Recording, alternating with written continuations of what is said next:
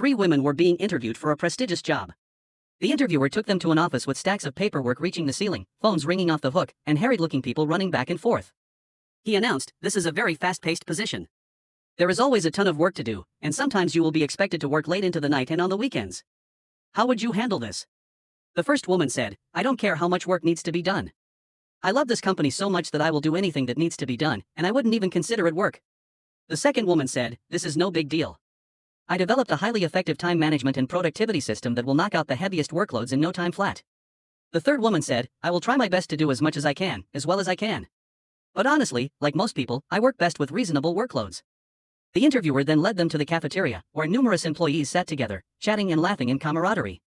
On the wall were pinned countless photos of even more smiling employees, celebrating together at parties and functions, hugging, their children running around and playing with each other, and growing up together. One of the most difficult things we have to do sometimes is to let employees go to save money or for a variety of other reasons.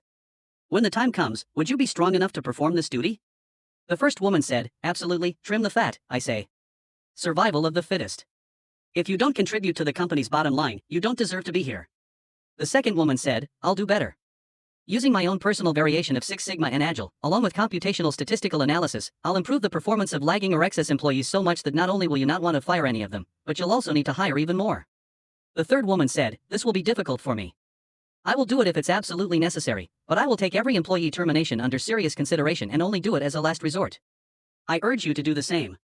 The interviewer finally brought them up to a gigantic storeroom. Across the tables and shelves lay countless expensive and fancy electronics, jewelry, clothing, food, and merchandise of every description, stretching out as far as the eye could see. "This is the company's supply room where we store excess inventory. If you are hired, you will have constant access to it. Can we trust you not to take anything?" The first woman said, "You can count on me. Trust between an employer and employee is sacred. I would never touch anything in this room under any circumstances unless you gave express permission." The second woman said, "If you are worried about your supplies, once I implement the methodologies and process improvements I've developed under previous companies, you'll be making so much money you won't care about anything in this room at all." The third woman said, "To be completely frank, it doesn't look like any of this stuff is being put to use. I think if there is a great need for it, I should be able to come in here to fetch something that will help me perform my duties, right?"